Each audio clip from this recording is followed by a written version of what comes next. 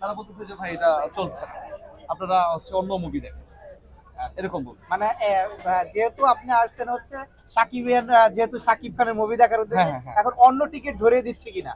হ্যাঁ সেটাই, আপনার মামা বলতেছে যে অন্য টিকিট গুলো নেন। এখন এরকম কিনা যে শাকিব খানের মুভি চললে অন্যগুলো ফ্লপ হবে, সেগুলো হচ্ছে চলবে না, এই কারণে কি এরকম হচ্ছে কিনা, এটা আসলে সরকারের দেখা উচিত। যে একটা যে সুপারস্টার যে হচ্ছে এখন আপনার বাংলাদেশের ফিল্ম ইন্ডাস্ট্রিটাকে একদম মনে করলেন বহির্বিশ্বেও খুব ভাবমূর্তি উজ্জ্বল করেছে, তার ছবিকে এইভাবে মাইর দেওয়া হয়েছে, এটা আসলে আমরা আসলে মেনে নেওয়াটা কষ্ট হবে।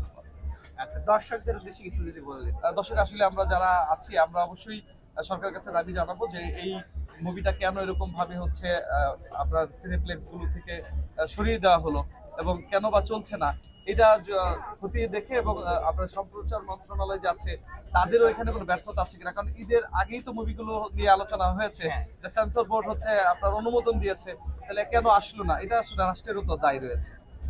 ঠিক আছে ভাই।